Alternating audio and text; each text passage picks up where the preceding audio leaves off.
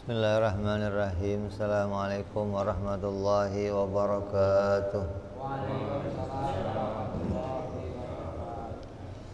Al-Fatihah ila ruhi Sayyidina wa Habibina wa Syafi'ina Rasulillah Sayyidina Muhammad ibn Abdullah Sallallahu alaihi wa ala alihi wa ashabihi wa azwajihi wa dhurriyyatihi Inna Allah ya'li darajatihim fil jannah wa yanfa'una bi asrarihim wa anwarihim wa ulumihim wa nafahatihim wa barakatihim fid dini wa dunya wal akhirah wa yaj'aluna min hisbihim ويرزقنا محبتهم ويتوفنا على ملتهم ويحشرنا في زمرتهم بالعافية والسلامة لهم الفاتحة أعوذ بالله من الشيطان الرجيم بسم الله الرحمن الرحيم الحمد لله رب العالمين الرحمن الرحيم مالك يوم الدين إياك نعبد وإياك نستعين اهدنا الصراط المستقيم صراط الذين أنعمت عليهم غير المغضوب عليهم ولا الضالين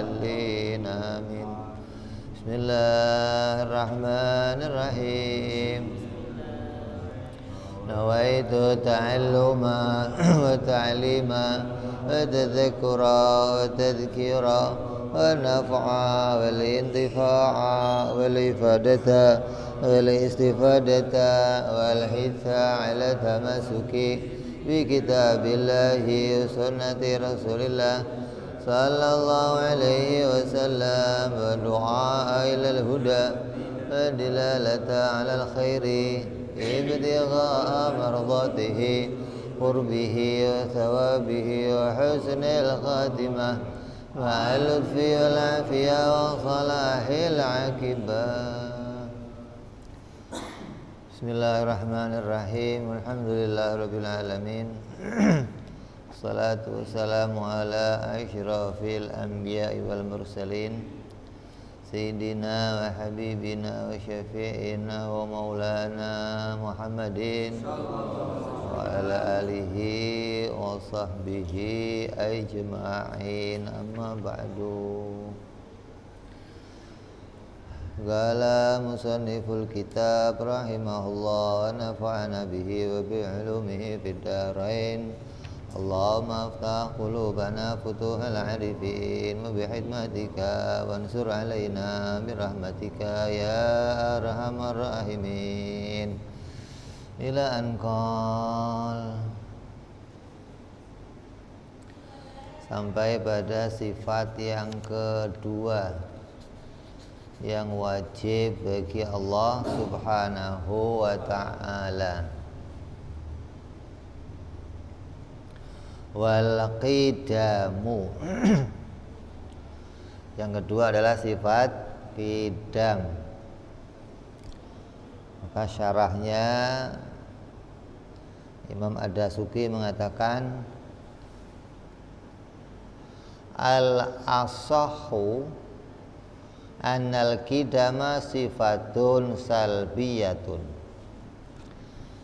dan pendapat yang asoh, yang paling sahih, ini pendapat yang paling kuat di antara sekian banyak pendapat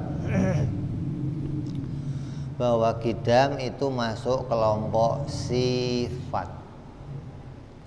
Kalau wujud kemarin berbeda pendapat. Ada yang mengatakan sifat, ada yang mengatakan bukan sifat. Tapi al-asah mengambil pendapat Imam Asy'ari yang mengatakan bukan sifat. Tapi kalau qidam itu al-asah, yang pendapat yang paling sahih yang diambil oleh ulama, qidam adalah sifat bagi Allah dan masuk dalam kelompoknya sifat salbiyah. Salbiyah itu sifat yang mensucikan Allah. Jadi disebut sifat tapi maknanya meniadakan atau menghilangkan sesuatu, membersihkan sesuatu yang tidak layak bagi Allah, gitu loh. Tetap disebut sifat, tapi maknanya tiada, gitu loh. Maknanya mensucikan Allah, maka disebut sifat salbiyah atau salbun malayaliku fi haqqi ta'ala. Salbun artinya mensulub, membuang atau membersihkan malayaliku, sesuatu yang enggak layak bagi Allah Subhanahu wa ta'ala. Sifat salbiyah atau sifat itu yang bagaimana salbiyah itu? Sifat salbiyah itu yang masuk namanya sifat i'tibariyah. Laisat bimakna maujudin fi nafsiha kal ilmi masalan. Salbiyah itu bukan sifat yang maujud, artinya sifat yang sampai derajatnya bisa dilihat, bukan. Jadi ada sifat itu, sifat yang derajatnya sampai bisa dilihat.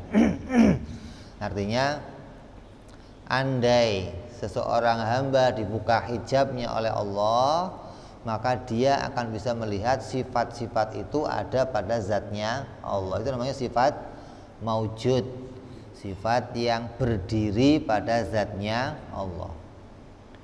Contohnya apa? Kayak ilmu, kayak kudrat, iradat, kalam, itu sifat yang maujud, sifat yang sampai derajatnya bisa dilihat. Tapi kalau qidam ini sifat yang tidak sampai derajatnya bisa dilihat. Terus wa innama huwa ibaratun. Qidam itu adalah sifat ibarah. Disebut sifat tapi maknanya hanya takbir, hanya menggambarkan sesuatu pada zatnya Allah. Apa yang digambarkan dari sifat qidam? Digambarkan ansal bil adami sabiqi alal wujud.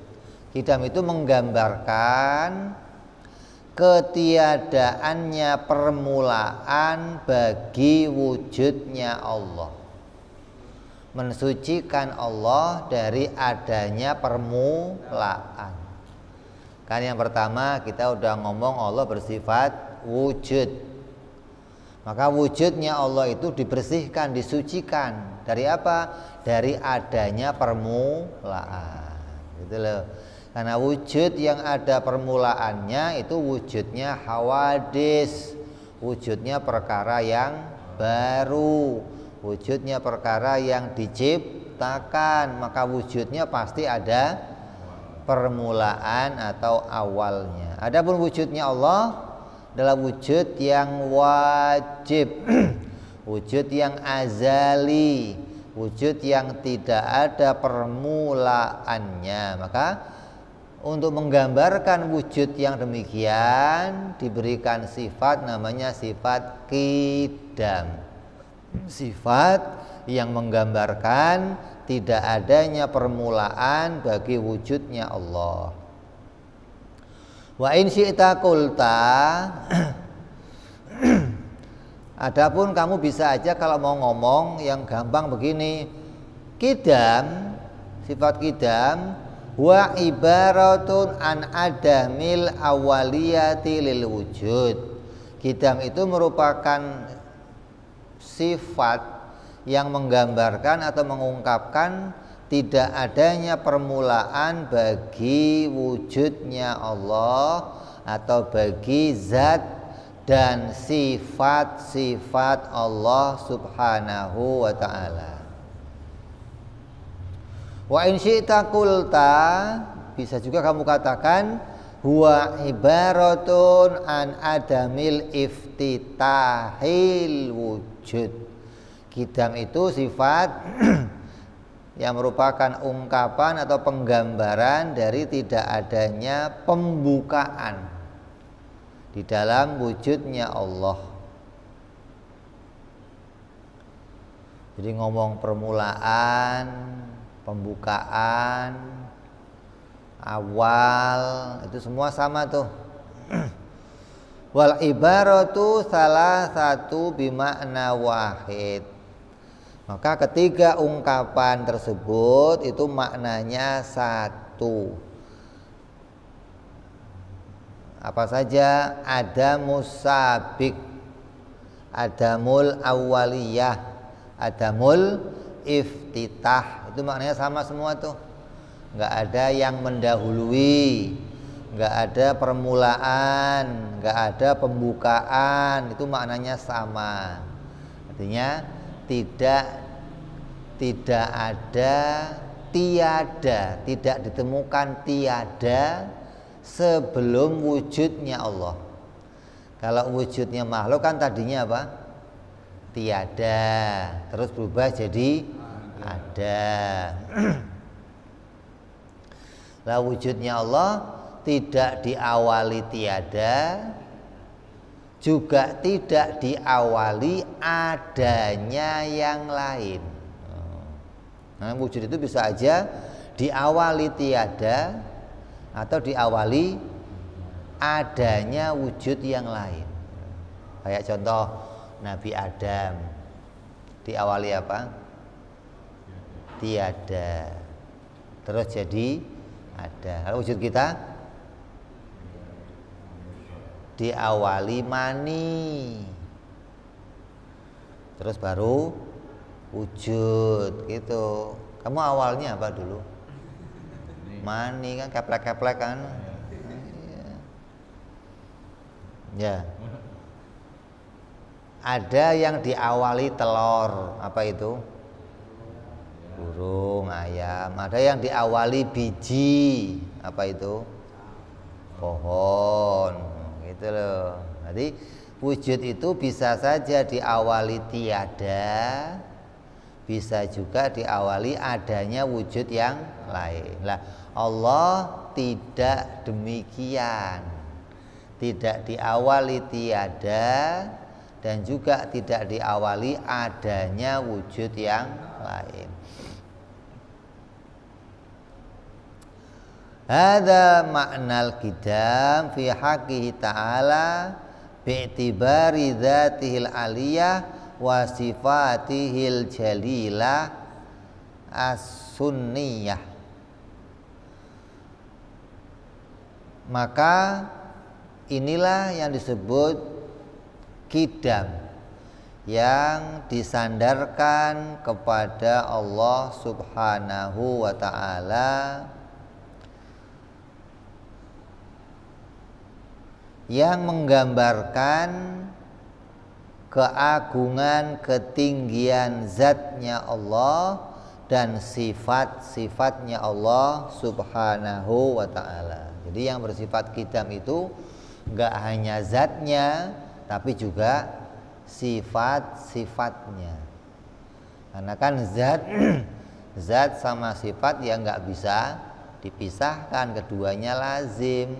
Kalau zatnya enggak ada awalnya, sifatnya ya enggak ada awalnya. Kalau zatnya ada awalnya, ya sifatnya ada awalnya. Nah, dua-duanya lazim nih, gitu loh. Kalau satu qidam, ya qidam semua. Kalau satu baru enggak ada separuh qidam.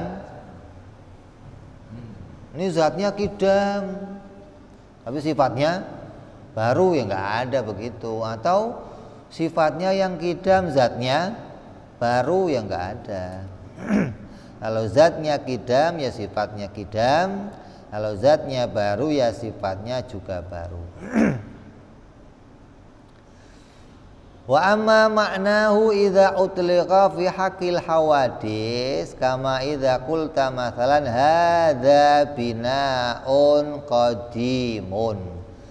Maka qidam ini juga bisa menjadi sifatnya makhluk. Perkataan qidam atau sifat qidam terkadang juga disandarkan atau disebutkan kepada makhluk. Seperti perkataan hadza bina'un qadim, ini adalah bangunan yang qadim. Atau adakal urjunil qadim, atau wa'urujunun qadimun. Ini tandan yang qadim. Tandan itu apa? Pelepah. Pelepah itu apa? Daun pisang tuh tengahnya tuh, atau daun kelapa tuh tengahnya gitu kan. Kan dikatakan apa? Adakal urjunil qadim, seperti pelepah pisang yang udah tua. Pelepah pisang yang tua itu, pelepah kurma yang tua itu melengkung. Bulan itu kalau di akhir di tanggal tua pasti gitu loh, bulan sabit, jadinya kayak pelepah kurma yang tua melengkung gitu maksudnya. Maka kidam yang disandarkan kepada makhluk, baik itu kepada bangunan atau kepada pelepah, wa ibaratun antuli muddati wujudihi, itu adalah menggambarkan lama bagi wujudnya. Sesuatu yang adanya itu udah lama banget gitu loh. Berarti sesuatu yang sudah termakan oleh waktu atau usia, maka disebut dengan kidam. Biasanya ngomongnya dulu, ini bangunan udah dari dulu gitu, ya kan? Ini pelepah kurmanya udah pelepah kurma yang udah tua, berarti udah dari dulu, usianya udah banyak gitu. Nah, kidam yang semacam ini yang nggak boleh disifatkan kepada Allah. Makanya kamu nggak boleh ngomong Allah itu mah udah dari dulu adanya gitu. Hah? Nanti jadinya sama kayak makhluk gitu. Coba kamu nanya sama yang nggak ngaji. Maksudnya Tuhan mau udah dari dulu adanya gitu loh. Lah makna itu makna yang boleh diungkapkan kalau sandarannya kepada makhluk. Matahari udah dari dulu, Ka'bah dari dulu gitu, boleh. Monas dari dulu gitu. Nah, kalau Allah ya enggak dari dulu gitu loh. Kalau Allah juga dari dulu berarti Allah usianya udah lama banget dong gitu. Allah mah udah tua, udah dari dulu Allah. Sesuatu yang udah dari dulu ada sampai sekarang masih ada namanya apa? Barang antik kuno gitu loh. Bangunan kuno atau barang yang udah kuno. Tuhan udah kuno, Tuhan mah kan nggak pantas begitu. Mau disandarkan kepada Allah, kok Allah disebut kuno, ya nggak pantas. Wa in kana hadisan masbuqan bil adami kama fi qauli ta'ala inna kala fi dhalalikal qadim wa qauli ta'ala ada kal urjunil qadim, kal urjunil qadim, seperti pelepah atau tandan yang sudah tua. Sungguhnya kamu niscaya berada dalam kesesatan kamu yang lama. Nanti ente itu tersesatnya udah lama gitu loh. Ya setan, iblis, orang-orang yang munafik. Memang sejak awalnya dia orang-orang yang tersesat. Kata Allah apa? Wa innaka lafi dhalalikal qadim. Kesesatan kamu itu udah lama banget. Jadi kamu itu sudah dari dulu menjadi orang yang sesat gitu loh. Dari dulu itu maknanya udah lama banget. Atau Allah ngomong seperti pelepah yang udah tua, itu maknanya pelepah yang udah usianya udah lama. Inilah yang disebut qadim, yang menjadi sifatnya makhluk, yang mana sesuatu itu didahului oleh ketiadaan. Tadinya nggak ada, terus baru ada. Hanya saja adanya pertama itu udah lama, gitu loh. Maka disebut dia dari dulu adanya. Nah kalau Allah disebut begitu, berarti Allah juga nantinya ada permulaannya, gitu loh. Kalau hawadis mah boleh disebut begitu karena ada permulaannya. Dari awal dia ada, dari permulaan dia ada, sampai sekarang udah lama banget, gitu loh. Mau itu ribuan tahun, mau jutaan tahun, pasti ada awalnya, pasti ada hitungannya, usianya itu ada, gitu loh. Lah kalau qadim, qidam yang mau disifatkan pada Allah nggak boleh dimaknai begitu, nggak boleh. Nanti akan jadi maknanya Allah itu ada permulaannya. Allah mau dari dulu. Nanti dikatakanlah duluan mana sama matahari. Gitu. Kalau sudah ada dulunya, nanti ada bandingannya. Ini sama ini tua mana, ini sama ini duluan mana, gitu. Jadi kita harus memasukkan qidam ini menjadi namanya sifat salbiyah, sifat yang maknanya kita mensucikan Allah dari perkara yang nggak layak. Yang nggak layak itu mana? Ya ini makna dulu ini nggak layak bagi Allah, gitu loh. Kita bersihkan Allah itu qidam, yang qidamnya maknanya bukan dulu, gitu. Kalau qidamnya maknanya dulu, berarti kita mensifatkan sesuatu pada Allah sifat yang nggak layak untuk menjadi haknya Allah subhanahu wa ta'ala. Wal qidamu bihadal makna ala Allah ta'ala muhalun.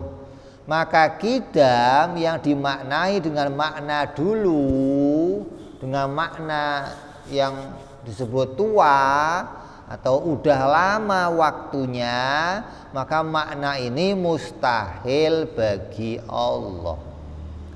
Kenapa? Li'anna wujudahu jalla wa azza la yutaqayyadu bi zamanin wala makanin li hudusi kullin minhuma.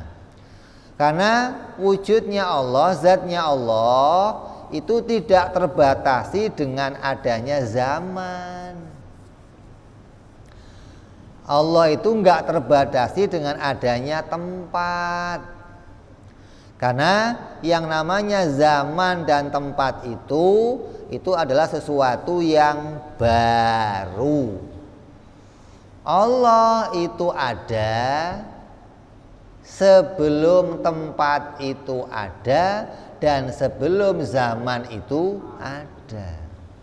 Jadi Allah enggak terkena zaman, Allah enggak terkena tempat. Kenapa?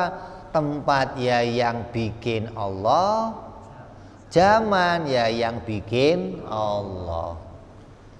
Lah kalau Allah kena zaman, lah zamannya yang mana?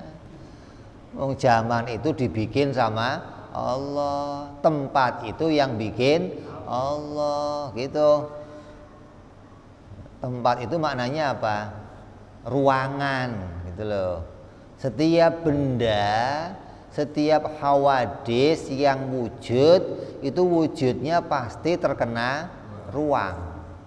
Lah ruang itu yang bikin Allah. Lah bagaimana Allahnya kena ruang, gitu loh. Zaman yang bikin Allah. Bagaimana Allah kena zaman. Jadi zaman dan ruang dan tempat itu sesuatu yang baru, sesuatu yang diciptakan oleh Allah. Maka Allah tidak terkena zaman dan tidak terkena oleh ruang. Fala yutaqayyadu biwahidin minhuma illa ma huwa hadisun misluha. Sebab itu Allah tidak dibatasi dengan keduanya, kecuali sesuatu yang dibatasi oleh keduanya itu pasti baru, seperti keduanya. Zaman itu baru, tempat itu baru. Sesuatu yang dikaitkan dengan tempat ya pasti sesuatu yang baru. Sesuatu yang dikaitkan dengan zaman ya pasti sesuatu yang baru. Nah, Allah bukan sesuatu yang baru, maka Allah tidak bisa dibatasi dengan tempat, dengan ruang atau dengan zaman. Nyambung nggak?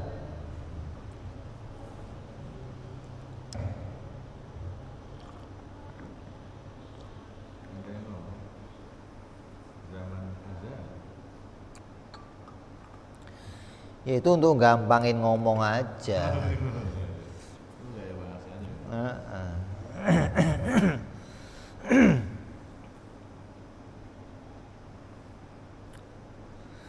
Lah yang kadang keseliru itu, yang kadang kesalahan itu ketika ngomong waktu bagi Allah. Wa idz qala rabbuka lil malaikah. Ngertinya gimana? Dikala. Di waktu. Dan di waktu Allah berbicara kepada malaikat. Tanya, itu waktunya pagi, apa sore, apa siang, apa malam? Itu kan dzaraf apa? Zaman. Sesuatu yang mengisyarahkan kepada adanya zaman, adanya waktu. Kenapa kok disandarkan kepada Allah? Mestinya kalau orang yang ngaji tauhid nggak akan ngertiin dan di waktu Allah bicara, enggak. Mestinya dan di waktu malaikat, gitu mestinya. Mendapatkan berita dari Allah, gitu.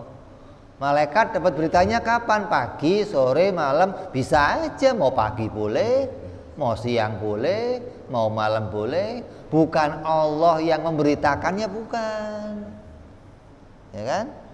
Jadi beritanya itu diterima oleh malaikat, itu ada zamannya. Karena malaikat terkena zaman, bukan Allahnya yang terkena zaman. Orang yang nggak ngaji tauhid mesti ngertiinnya dan di waktu Allah bicara, mesti begitu ngertiinnya. Itu ciri, kamu boleh lihat cirinya. Nggak ngaji, gitu aja udah. Berarti dia nggak mensalbun gitu loh, nggak mensucikan Allah dari adanya zaman dan makan gitu loh.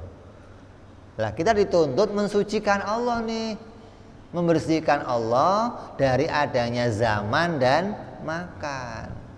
Hingga walaupun ada sandaran kidam bagi Allah, tetap maknanya jangan zaman gitu loh.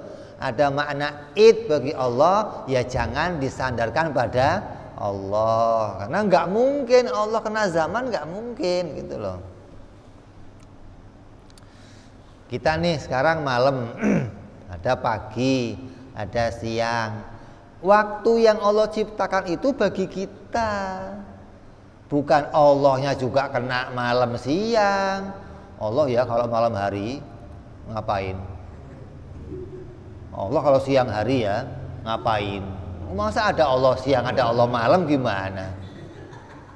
Yang ada siang malam kita mestinya. Kita itu kalau siang begini, kalau malam begini. Itu kitanya, jangan pada Allahnya gitu loh.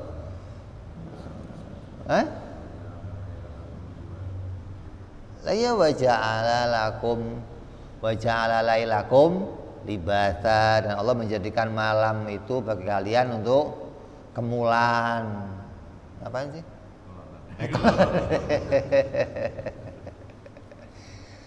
Wa naharakum ma'asyam, dan siangnya itu untuk cari mata pencaharian. Nah, itu begitulah kalau pada Allah mestinya enggak disandarkan siang dan malam.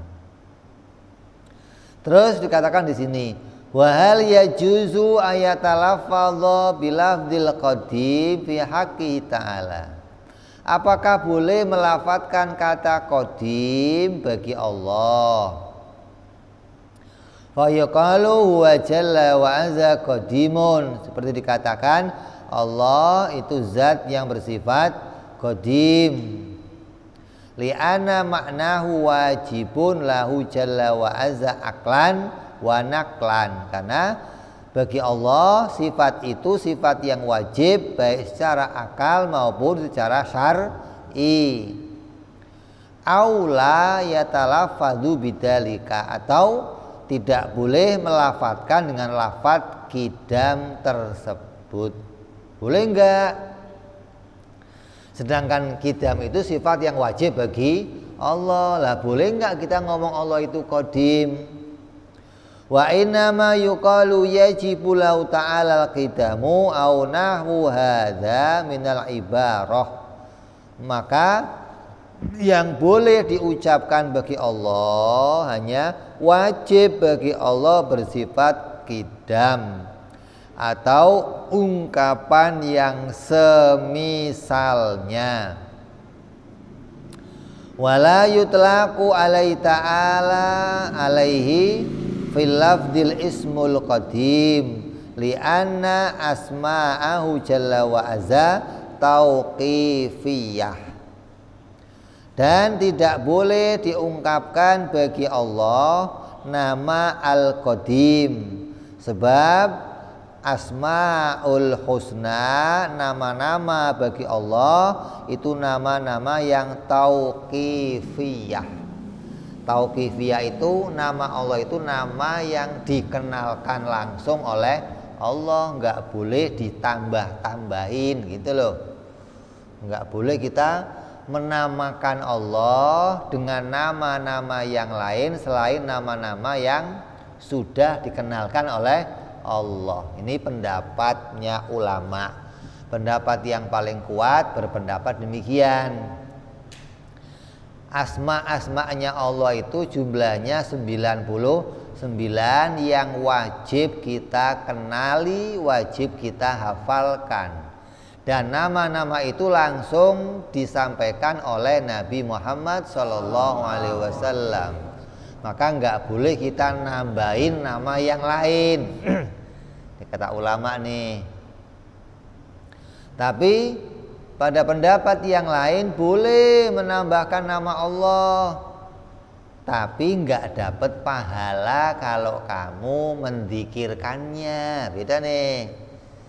Tapi kalau asma yang tauqifiyah ini, kalau kamu zikirkan, kamu dapat pahala kayak ya Latif, ya Latif, ya Latif, Ar-Rahman, Ar-Rahman, Ar-Rahman, kamu dapat pahala. Kenapa? Karena lafadznya memang lafadz tauqifiyah yang sudah langsung dibawa oleh Nabi. Siapa orang yang membacanya, mengamalkannya, menghafalkannya, dijamin masuk surga. Siapa yang menyebutkannya diberikan pahala. Tapi kalau kamu nyebut nama Allah selain nama-nama yang 99 gimana? Kamu kasih nama yang lain. Ada yang ulama melarangnya, ada yang membolehkannya, tapi enggak mendapat pahala ketika mendikirkannya. Dan tidak boleh dengan nama-nama yang sampai mengurangi derajat kemuliaannya Allah Subhanahu wa ta'ala. Jadi paling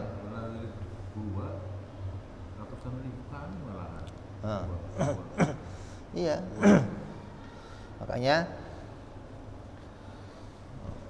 bukan hanya huwa, kadang kayak orang-orang Wahabi itu zikir dengan zikir Allah, Allah, Allah, Allah itu nggak boleh. Kenapa? Mana Nabi yang ngajarin tuntunan? Nggak ada. Adanya subhanallah, alhamdulillah, Allahu Akbar. Kalau Allah, Allah, Allah nggak boleh. Karena nggak ada tuntunannya. Kembali tadi, kalau nggak boleh ada larangannya nggak? Gitu kamu nanyanya. Jangan kalau nggak boleh itu. Pokoknya nggak boleh lah. Kamu ngomong nggak boleh itu mana larangannya? Itu loh. Kalau nggak ada larangannya dan nggak ada perintahnya, jadinya apa? Mubah. Gitu mestinya dong. Boleh, boleh. Sesuatu yang harus kita tinggalkan harus kalau langsung ada larangannya. Sesuatu yang harus kita kerjakan kalau langsung ada perintahnya. Gitu mestinya. Nah, Wahabi gara-gara nggak ada perintah dianggap larangan, bid'ah kan aneh. Cuman gara-gara nggak ada perintah. Makanya mereka itu bikin hukum kadang tidak pakai standar menetapkan hukum, tapi pakai nafsunya. Saya nggak cocok dah pokoknya dah. Kalau nggak ada perintahnya pokoknya nggak boleh dah gitu loh. Jadi yang harus kita kerjakan harus apa yang ada perintah. Itu namanya cara beragamanya kaku gitu loh. Baku. Nggak boleh ada perkara yang lainnya lagi yang datang di dalam agama walaupun itu hal yang baik. Gitu kan? Apalagi pakai huwa, nggak pakai hu.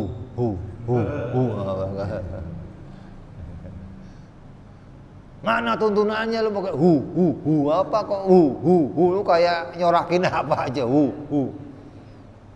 Lah maknanya kan yang namanya zikir la ilaha illallah itu kan panjang. Intinya mau ingat sama Allah. Lah ada yang ngirit maksudnya langsung mengena ingat Allah dia siapa? Ya dia Allah gitu. Makanya ntar saya mau ngarang la. Hah? Kalau ada subut ada nafi. Nggak ada yang lain selain dia, sama aja. Nggak ada yang lain, hanya dia kan sama. Ini ngomong hanya dia sama ngomong nggak ada yang maknanya apa? dia juga gitu. Cuman belum populer. Ntar gua populer deh biar populer. Torikola gitu. Lah.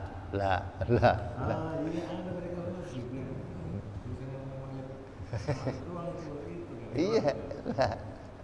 Hanya nggak ada yang lain. Kalau ngomong nggak ada yang lain, yang diinget siapa? Ya dia juga. Jadi zikir itu kan maknanya mau ingat Allah. Lah pakai lafadz apa saja, wong zikir itu ada zikir apa? Ada zikir jahar, ada zikir khafi. Ada ayat-ayat yang tersurat, ada ayat-ayat yang tersirat. Ayat yang tersurat mengingatkan pada Allah, yang tersirat yang mengingatkan pada Allah. Tafakkur itu juga ingat kepada Allah. Ente lihat ke gunung, lihat langit, bumi juga ingat kepada Allah. Tafakkur itu kan. Jadi mau ente tafakkurnya pakai lafadz ya boleh, nggak pakai lafadz ya boleh. Pada intinya ingat kepada Allah. Hanya ketika kamu tafakurnya pakai lafadz, tiap lafadz kamu diberi pahala oleh Allah. Gitu loh. Lah kalau lafadznya kok dituntun Nabi, nambah lagi pahalanya. Itu mestinya dong. Dilarang, nggak ada tuntunannya lah ini. Jawabnya apa? Mana larangannya gitu. Kalau dilarang, mana larangannya? Diponis ya. Maka di sini nih, wala yutlaqu alaihi fil lafdil ismul qadim li anna asma'ahu jalla wa azza tauqifiyah. Maka jangan, tidak boleh diucapkan bagi Allah dengan disebut nama Al-Qadim. Kenapa? Karena nama Al-Qadim itu tidak menjadi nama yang masuk dalam kelompok Asmaul Husna. Hadza mimma yataraddadu fihi ba'dul asya. Ini termasuk permasalahan yang diperselisihkan oleh sebagian para masyayikh. Lakin qala al-Iraqi, tapi berkata Imam al-Iraqi fi syarhi husuli subki, di dalam kitab sarah usulnya Imam As-Subki, adahul halimi fi asma'i. Beliau menyebutkan nama Al-Halim, menyebutkan Al-Qadim di dalam Asmaul Husna. Artinya Imam Al-Halimi itu menyebutkan nama Al-Qadim dalam Asmaul Husna. Apa perkataannya? Waqala lam yarid fil kitabi nasson. Wa Al-Qadim, tidak ada nas di dalam Al-Quran yang menyebutkan nama Al-Qadim menjadi asma min asma'ihi ta'ala. Wa inna ma warada fi sunnah, hanya ada di dalam as-sunnah, dalam hadisnya Nabi sallallahu alaihi wasallam. Qala al-Iraqi, berkata Imam al-Iraqi, wa asara bidzalika ila ma rawahu Ibnu Majah fi sunanihi min hadisi Abi Hurairah wa fihi addul qadim minat tis'ati wa tis'in. Di dalam ungkapan itu Al-Halimi memberikan isyarah pada hadis yang diriwayatkan oleh Imam Ibnu Majah dalam Sunan Ibnu Majah, dari hadis yang diriwayatkan oleh Imam Abu Hurairah radhiyallahu anhu, yang di dalamnya terdapat penyebutan nama Al-Qadim dari asma min asma'ihi ta'ala. Ini khilafnya ulama.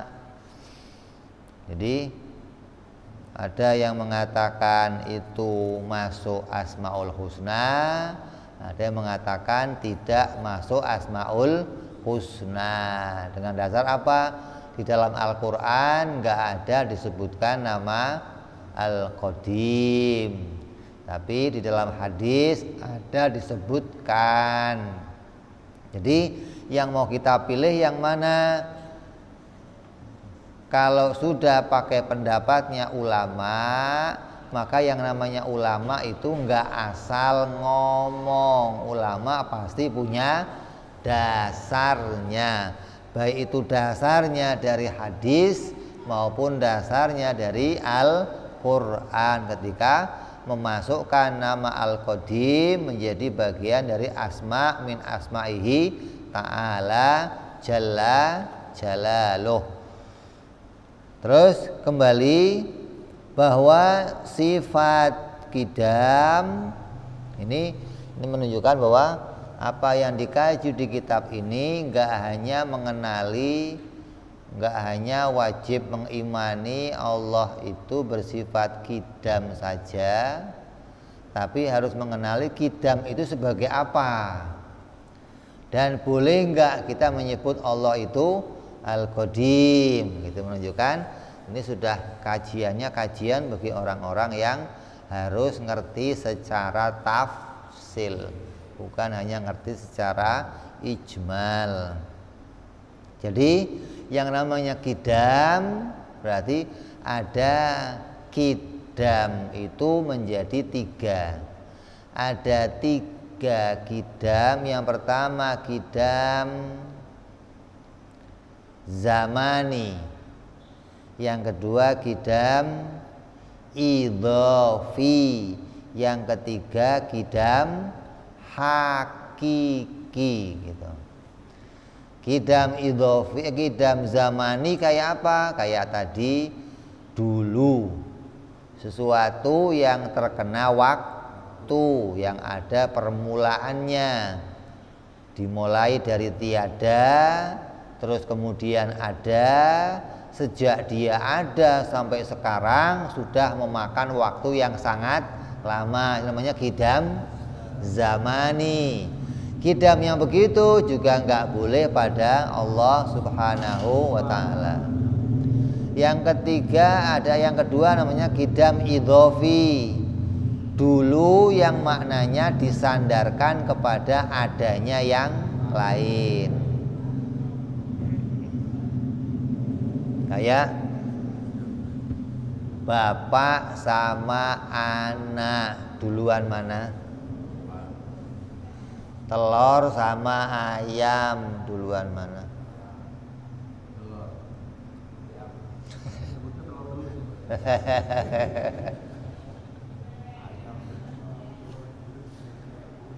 Biji sama pohon, duluan mana? Mani sama orang, duluan mana? Hah? Duluan? Mani apa orang? Mani dari mana?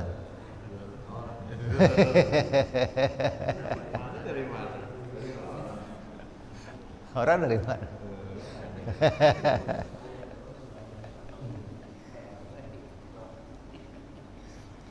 Jadi kidam yang demikian, kidam yang maknanya idhofi, didahului adanya yang lain juga nggak boleh bagi Allah. Kayak kidam yang idhofi itu juga akhirnya nanti sebangsa, kedua-duanya sederajat gitu loh. Kayak hari Senin sama hari Ahad, duluan mana?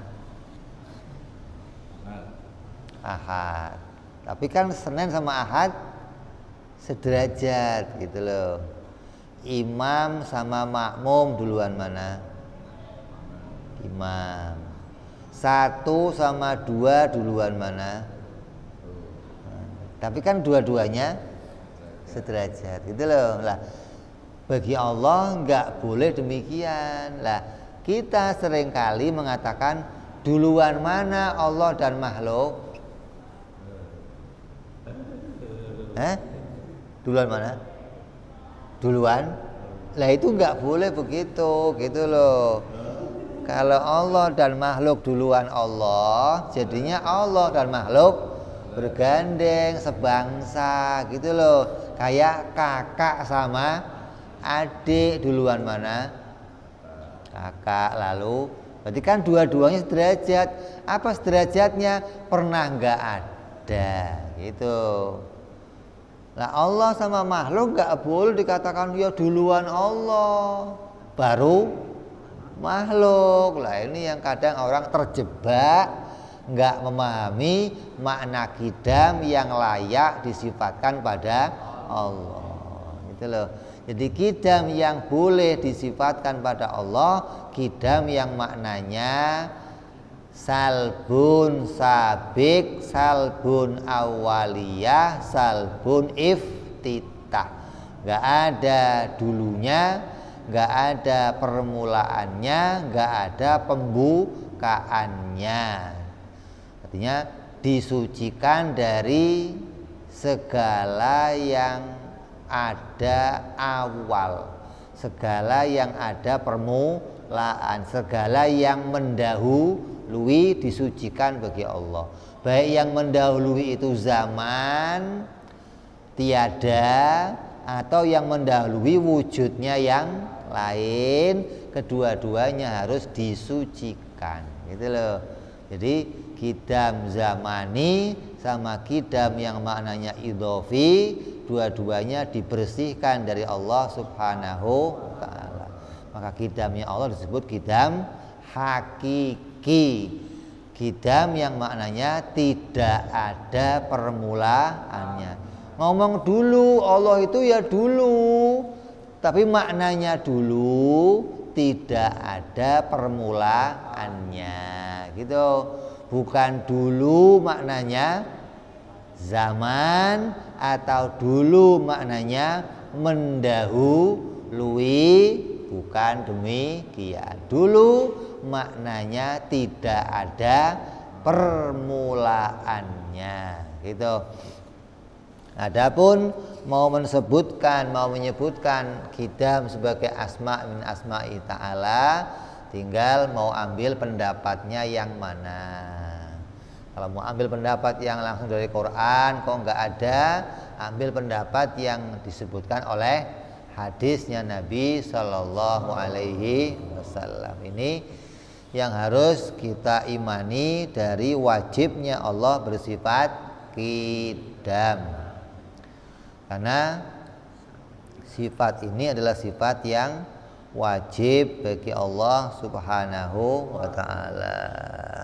Ini disepakati oleh para ulama, nggak ada ulama yang khilaf, nggak ada, tentang wajibnya Allah bersifat kidam. Beda dengan wajibnya Allah bersifat wujud. Masih ada yang khilaf, yang mengatakan wujud sebagai sifat, ada yang mengatakan wujud bukan bagian dari sifat.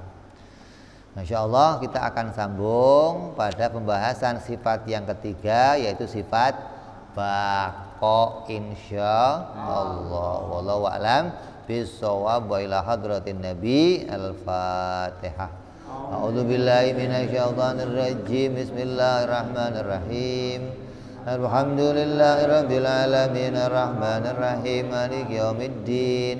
Iyyaka na'budu wa iyyaka nasta'in, ihdinas siratal mustaqim, siratal ladzina an'amta 'alaihim ghairil maghdubi 'alaihim waladdallin. Amin.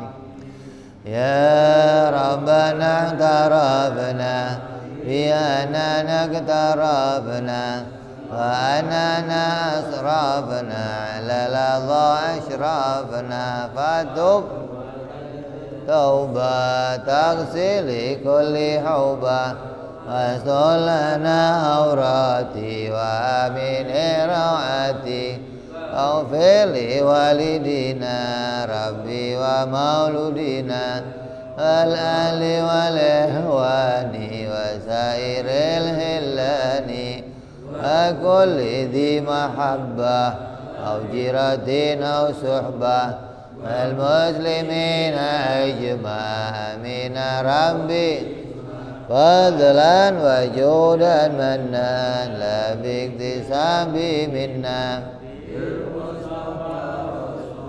la dhabi kulli suli salam alaihi adal habbi wa alihi wa sahbi dada ta'zi suhbi walhamdulil ilahi fil bad'i wa tanahi ana rabbika rabbil izzati amma yasifun salamun alal mursalin walhamdulillahi rabbil alamin. Assalamualaikum warahmatullahi wabarakatuh.